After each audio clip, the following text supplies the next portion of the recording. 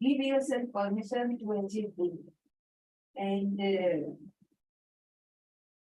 this, you know what, why to give you permission? Because we all know we need all this.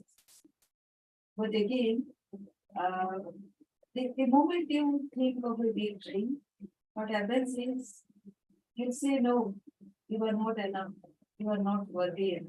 Those things come automatically whether you give yourself or not, you think of not. That those are by default.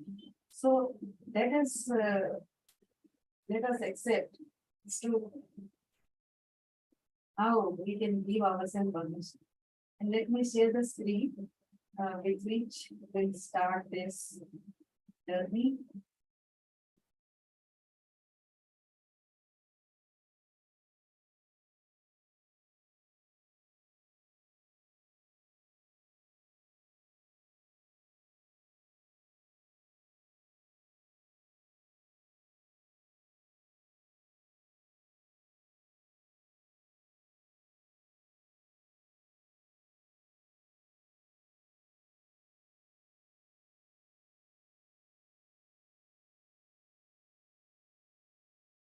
Are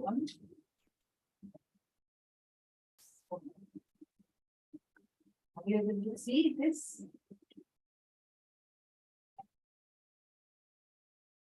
So I was also attending a session wherein there is a left brain questions and there is a right brain questions. So those questions we'll deal with later. Let us first start with give yourself permission. And this is going to be very, very important for us as to how we are going to give permission for this. We can do the side of this. Here.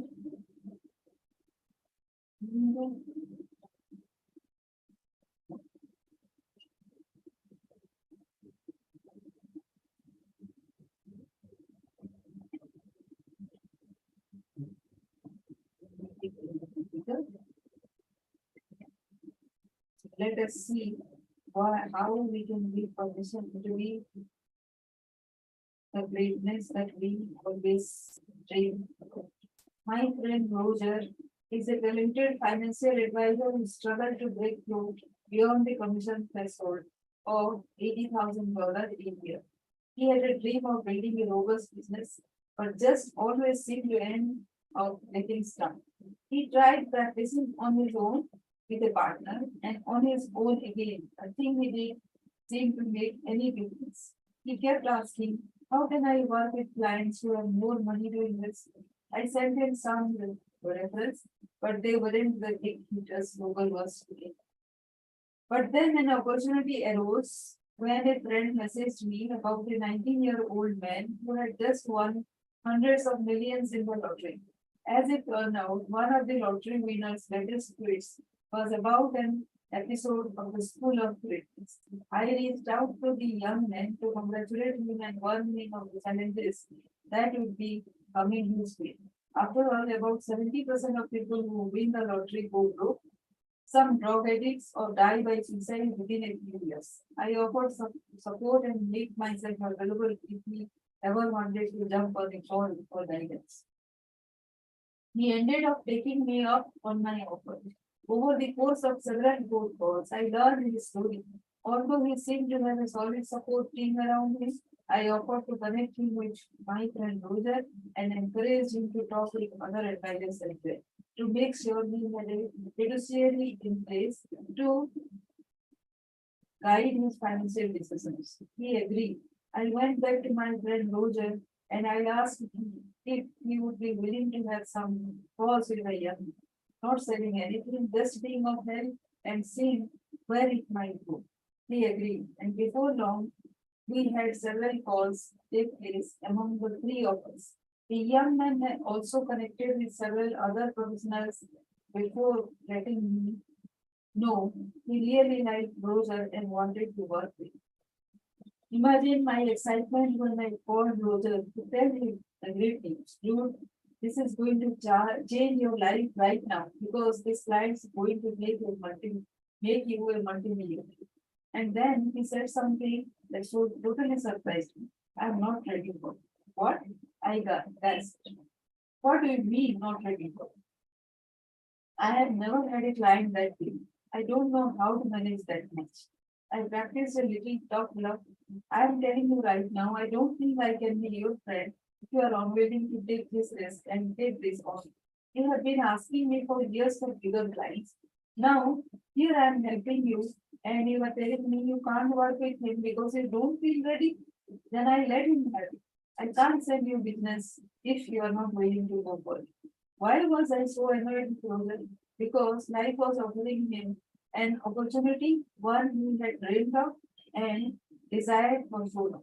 But he was unwilling to give himself permission to take. He was living in self-doubt and fear, and this was keeping him from fulfilling his meaningful mission. Roger agreed to think about the opportunity after a few weeks. He decided he would take on the new client, but with the help of another partner, one that would pay 50% of the commission to partner with him, that has the experience and resources for managing larger clients.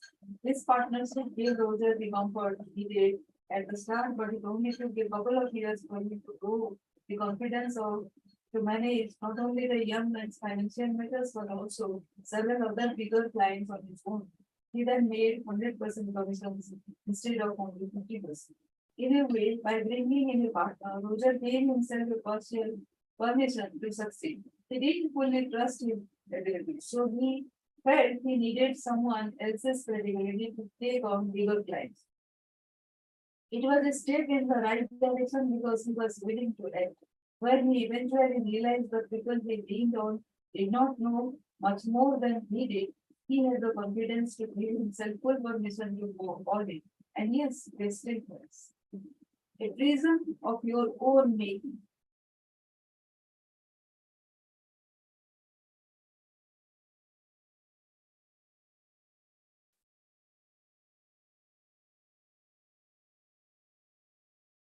So here I am writing this. Look out for the treason. Do you think you are not yet capable?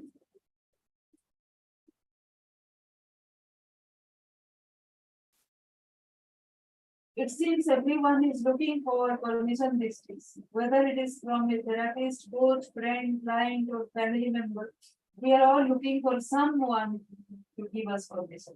As I think about our desire for permission, it seems there are three forms you might need to give yourself on your way to accomplishing your meaningful missions. To become your idea, to eliminate and to show emotion, if you withhold permission from yourself in any of these areas, you set yourself up for problems. Give yourself permission to become your idea.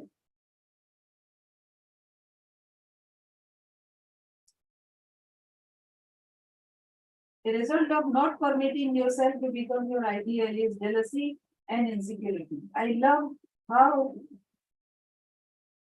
Gary Bernstein expressed this idea. Jealousy is a form of witnessing undeveloped parts of ourselves. You might look at someone else and resent the qualities they reflect, but nothing is preventing you from developing those same qualities. You just have to give yourself the affirmation and permit yourself to become your desired self. As Seth Godin put it, so many of us are waiting to be picked. Our cultural instinct is to wait to be picked. We seek out the permission, authority, and safety that comes from a publisher or a talk show host or even a blogger saying, I'll be picked. Once you reject the impulse and realize that no one is going to select you, that Prince Charming has chosen another course, then you can actually get to it. Once you understand that there are problems just waiting to be solved, once you realize that you have all the tools and all permission you need, then the opportunities to contribute abound. Most of all, when you buckle down, confront the result, and just check your best work. You are becoming the artist that you are capable of becoming. No one is going to pick yourself. No one is going to pick you. Pick yourself. Our hesitancy to give ourselves permission to succeed is born out of fear, not from our greatness mindset in pursuit of our meaningful mission. Give yourself permission to say no. Say no. When it comes to eliminating things from our all too cluttered lives, a lot of people struggle with saying no because they feel they need recognition from others.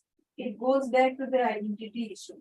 Are you letting other people's expectations define who you are? You don't practice giving yourself permission to eliminate tasks. You risk getting distracted with all the tasks others ask of you. Successful people say no to something so that they can give a fully committed yes to other things. My friend Rory Beden is an expert on productivity. As the author of Procrastinate on Purpose, Rory has developed an entire system for thinking about using time effectively. As he puts it, when you have diluted focus, you get diluted results. In other words, the more you try to accomplish to gain others' approval, the less you actually get done as time gets away from you. You have to give yourself permission to eliminate things from your to-do list and from your life so you can focus on what is most important to you. Give yourself permission to show emotions.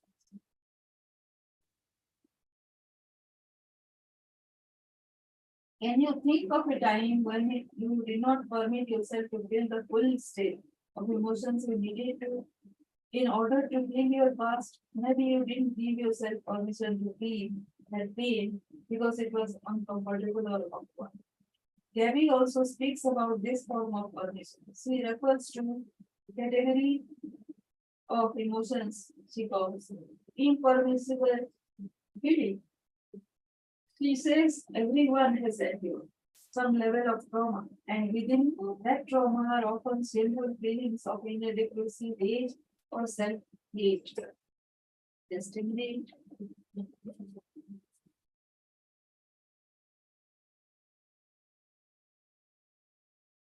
People may avoid these feelings because it is the only way they know to protect themselves from past wounds. But those coping mechanisms are often unsustainable. They can lead to all sorts of coping behaviors or addictions that only hold you back from greatness. You have to allow for entry into those memories and permit yourself to feel emotions if you want to come out on the other side of it. You are in charge of it. Stephen R. Covey is perhaps most famous photo.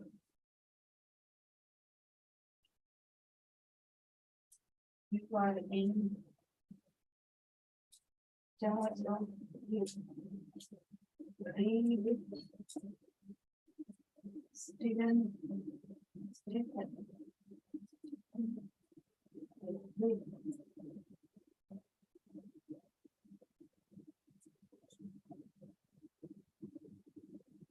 Habit one is proactive, but I like the children version that his son created even better for its simplicity. You are in charge of it. That simple expression, if internalized, can help you avoid the permission pitfalls we talked about earlier. It means you have the power to navigate your way to greatness. You don't need someone else to give you permission to do that. The guiding principle in Covey's teachings is the indifference between reactive and proactive attitude. Reactive people let their environment shape their story with language like I can't or I have to. They overlook how much influence they have on their circumstances. Meanwhile, proactive people recognize their powerless over certain aspects of their lives, but they focus on what they can do in response to what comes their way. Proactive people take responsibility for their story, and it all begins with giving yourself permission to take charge of your mental health. Taking charge means living intentionally. For example, Rory Beden teaches that the key to multiplying time is giving yourself the emotional permission to spend time on things today that create more time tomorrow. He calls this formula the significant calculation. It means you take command of your time and use it to do things that will save time in the long run. Scheduling is not just about calendars and to-do lists. Beneath our objectives are feelings of guilt, fear, anxiety, ambition, and drive. Even if we are ever aware of it, these emotions factor heavily into all our decisions. I seldom struggle to tackle a new challenge. I am usually ready to dive in right way. Where I tend to struggle is giving myself permission to slow down or adjust my approach to achieve goal. For example, I felt a lot of guilt about this book when I didn't get it done as quickly as I had planned. It took me a while to realize it was okay to push my deadline. That the priority was making it great and not necessarily making sure I stick myself in those initial timeline. When I took the pressure off myself, I became more excited about it. I think when people put pressure on accomplishing their goals the perfect way, they often don't achieve those goals. Successful people know to have internal inflexibility, internal flexibility, have internal flexibility and grace for themselves instead of beating themselves up for not big enough.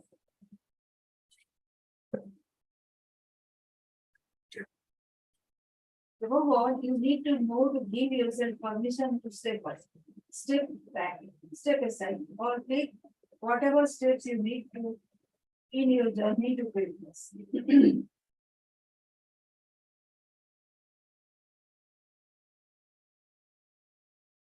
Let us do some exercises.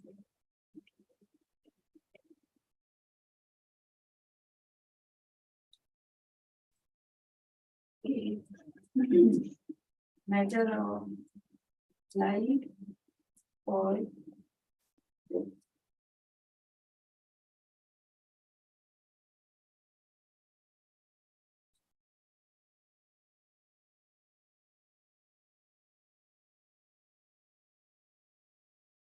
it can be difficult to see beyond our own self-doubt. It might even feel like we are being responsible or realistic when we discourage ourselves from big dreams. This exercise will provide a new point of view by helping you to imagine the stakes are higher. Record your responses in your journal, note apps, or other place of your choosing. So there is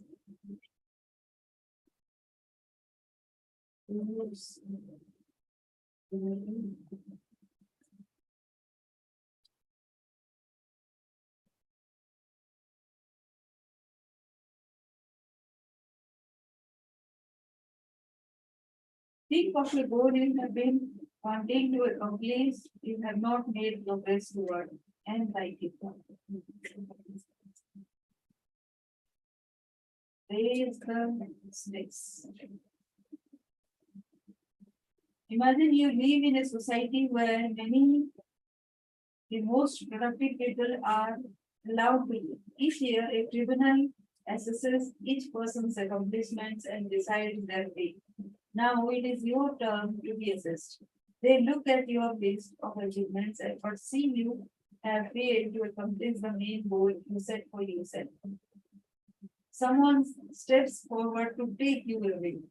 You break out in a cold sweat, fall to your knees, and beg them for another chance. After a few tense moments, they agree to give you one final year to make it happen.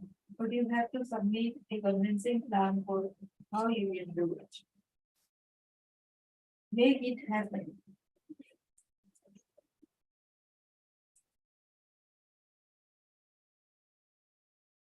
Take 30 minutes now to write a plan to submit to the tribunal. Take it seriously. Your plan has to be realistic and convincing. Whatever it takes, you must make it. So I'm going to make a plan. How I will do that plan is I'll uh, I'll just start the journal and I'll ask the first question. What needs to happen? And after that, I'll write down the random thoughts that come and I'll start from there and it will surely go on and on and on because each time I write a big thing, my mind will say that this will not happen. And when I will see that one and I'll allow it to keep telling, but again, I will not shrink my the real price. This scenario is unlikely to ever happen in real life, but the exercise puts you time in perspective. You might not lose your life by failing at your mission, but you may likely lose the kind of life you desire. Those are the real stakes. Not as pressing, but I would argue as equally high. This is the first exercise you do. Next is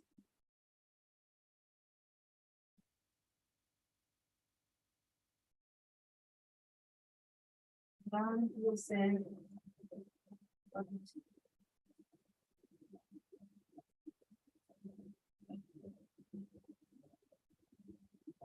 Choose a goal. Either use the goal from exercise one or write down the initial. So, and the next is identity criticisms. When you think about chasing after the goal, you name what doubts arise. Using the outline below, write the self-criticism preventing you from working towards your goal.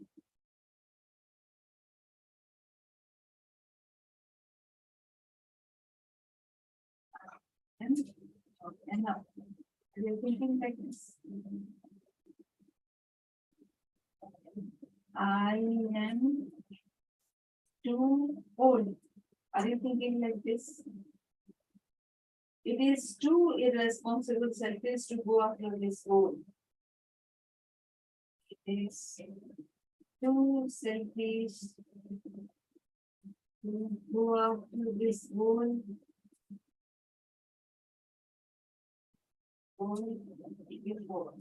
I don't have anything, but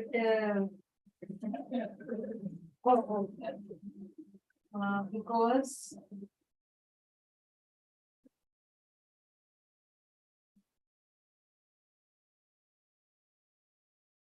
it gives me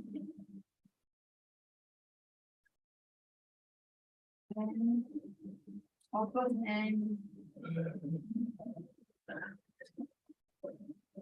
in my past I experienced in my past I experienced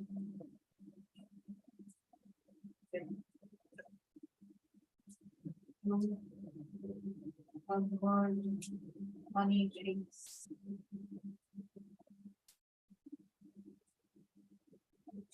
I should not believe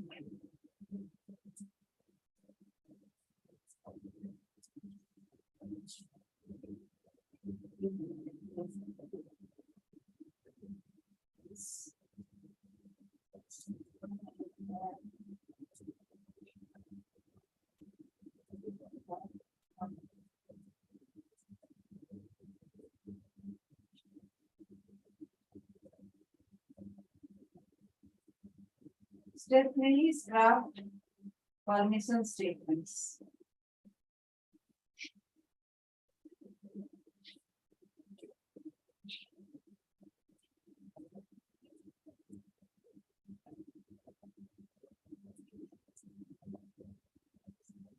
Using the outline below, create permission statements to combat the critics you identified in step 2.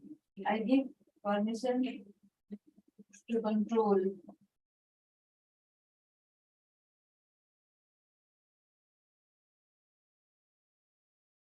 to control, to forgive, to this action, to feel, and fall forward. We all have self-doubts. We all lack certain skills or traits. I wasn't professional runner, but I ran a marathon. I wasn't trained to be an interviewer, but I created a podcast. I almost failed out of English class in high school, but I am now a New York Times best-selling author. You have to be able to say, that is true, I'm not those days, but I give myself permission to do this anyway. Maybe you fall, but you fall forward, and that is still progressing. Own your mission, just like we have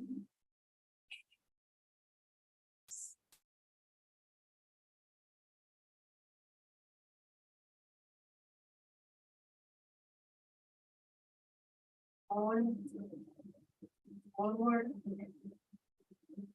Own your mission. Just like we have to give ourselves permission to take imperfect action, sometimes we have to give ourselves permission not to take action and focus elsewhere. Remember your mission and permit nothing to get in the way of that mission. Be your own source of permission because no one has the mission's best interest in mind more than you do. So do this exercise because it will take you some time to create this because yeah, our mind is very focused on what is how all these things. And we need to have a have to create some plan of ours in which we start taking action. And as I said, I always say that whatever we do achieve in our life is 30% of our action and 70% is lessons coming from something. And we need to achieve deserve those. So that is